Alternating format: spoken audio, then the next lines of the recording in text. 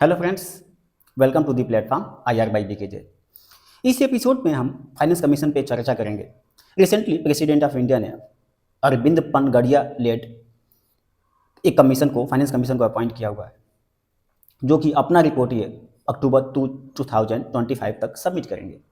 इस एपिसोड में हम 5-6 बिंदुओं पे फाइनेंस कमीशन से रिलेटेड हम चर्चा करेंगे। ये पहला बिंदु है कि फाइनेंस कमीशन क्या है। दूसरा बिंदु है कि फाइनेंस कमीशन को अपॉइंट कौन करता है। तीसरा बिंदु है कि फाइनेंस कमीशन का मेन फंक्शन क्या होते हैं। और चौथा है कि फाइनेंस कमीशन के जो मेंबर्स होते हैं उनका क्वालिफिकेशन क्राइटेरिया क्या होता है और टेन्योर क्या होता है इनका। दी पांचवा पॉइंट है कि फाइनेंस कमीशन किसको अपना रिपोर्ट सबमिट करता है। दी छठवां क्वेश्चन है कि क्या फाइनेंस कमीशन का जो रिपोर्ट होता है गवर्नमेंट ऑफ इंडिया पे बाइंडिंग होता है।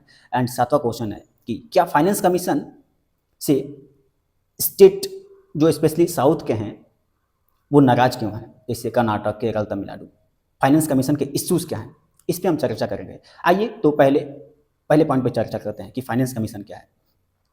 As per article 280 of the constitution of India, president of India shall appoint the finance commission every 5 years or earlier if he deem it necessary. इसका मतलब है कि प्रेसिडेंट ऑफ इंडिया प्रत्येक 5 साल पे एक फाइनेंस कमीशन को अपॉइंट करेंगे या उससे पहले भी कर सकते हैं यदि उनको यह जरूरी लगता है।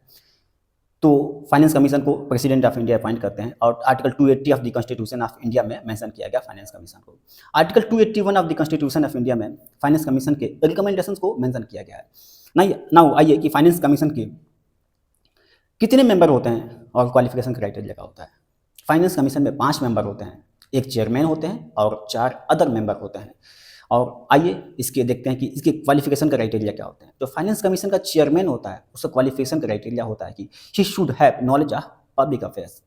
जो 4 अदर मेंबर्स होते हैं उनके क्वालिफिकेशन क्राइटेरिया कुछ इस तरीके से हैं। पहला है कि ही शुड बी द जज of the high court are eligible to be appointed as the जज of the high court. Now दूसरा क्राइटेरिया कि he should have the knowledge in the financial and administrative matter of India. तीसरा qualification criteria है कि he should have knowledge of finance and account of the government of India. The चौथा criteria है कि he should have the knowledge of economic affairs. Now finance commission के जो member होते हैं उनका एलिजिबिलिटी क्राइटेरिया के बारे में चर्चा हो गया। आइए हम ये देखते हैं कि इनका टेन्योर कितना होता है। जो फाइनेंस कमीशन का जो टेन्योर होता है, जो मेंबर होते हैं उनका टेन्योर होता है, उनका टेन्योर कॉन्स्टिट्यूशन ऑफ इंडिया में कहीं मेंशन नहीं किया गया है, ये प्रेसिडेंट पे छोड़ दिया गया है। तो इनका टेन्योर जब फाइनेंस कमीशन अपॉइंट होता है तो प्रेसिडेंट ऑफ इंडिया उसी में ऑलरेडी मेंशन कर देते हैं कि इतने समय तक ये इनका टेन्योर रहेगा। आइए अब देखते हैं कि फाइनेंस कमीशन का मेन काम क्या होता है। फाइनेंस कमीशन का 3-4 मेन काम होता है। पहला काम है it recommends the net proceeds of taxes that has to be shared between the center and states and between the states. That is called horizontal distribution and vertical distribution. Vertical distribution means the taxes that has to be shared between the center and the states, and horizontal distribution of taxes means the taxes that has to be shared between the states. तो यहाँ पे net proceeds of taxes की बात किया गया है, total taxes की बात नहीं किया गया है।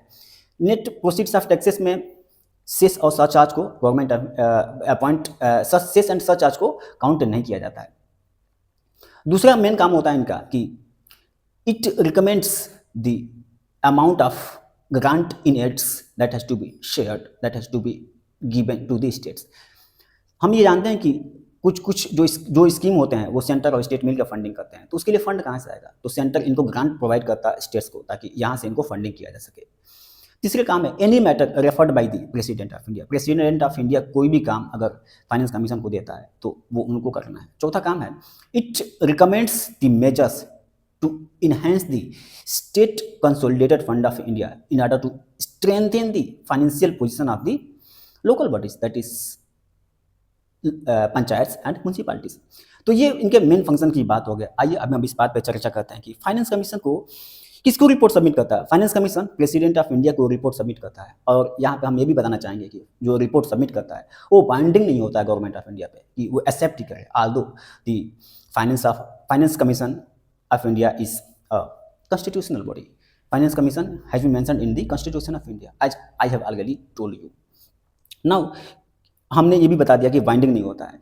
तो अभी हम इस बात पे चर्चा करेंगे कि मेन इश्यूज क्या है फाइनेंस कमीशन से रिलेटेड। क्यों जो साउदर्न स्टेट्स हैं, जो कि डेवलप्ड स्टेट्स कहलाते हैं, कहे जा सकते हैं, जैसे केरल, कर्नाटक, तमिलनाडु, नाराज क्यों हैं। तो इनका मेन नाराज़गी के कारण है कि ये जो टैक्सेस देते हैं गवर्नमेंट ऑफ इंडिया को और बदले में जो मिलता है, उनमें ह्यूज गैप है। हम ये जानते हैं कि स्टेट्स हैं, उनका जो टैक्सेस है या फिर रेवेन्यू सोर्स है, वो बहुत लिमिटेड है। इनके पास में जो रेवेन्यू है, वो आता है गुड्स एंड सर्विसेज सेल करने से, लिकर सेल से, एंड जीएसटी से भी आता है इनके पास में। और इनके पास में जो वेलफेयर स्कीम्स हैं वो ज़्यादा हैं, जैसे कि एजुकेशन पे खर्च करना है इनको, हेल्थ पे खर्च करना है, पुलिस पे खर्च करना है, तो पैसा तो चाहिए इन लोगों पे स्पेंड करने के लिए, तो पैसा तो बचता नहीं है। एक रिपोर्ट में आया कि जो तमिलनाडु है वो 1 रुपया जो अगर सेंटर को देता है तो बदले में 29 पैसा ही इसको मिलता है, जबकि बिहार जैसे स्टेट्स अगर गवर्नमेंट को 1 रुपया देते हैं तो इनको मोर देन 7 रुपीज़ प्राप्त होता है। तो ये इनक्वालिटी ज़्यादा है। और एक रीज़न ये भी है कि स्टेट ने एक कैप लगा रखा है, लिमिट लगा रखा है कि इससे ज़्यादा आप बारो नहीं कर पाएंगे। तो डेफिनेटली अगर आप कैप भी लगाते हो, फंड भी कम देते हो स्टेट्स को, तो वो वेलफेयर स्कीम कैसे चलाएंगे? नहीं चला पाएंगे।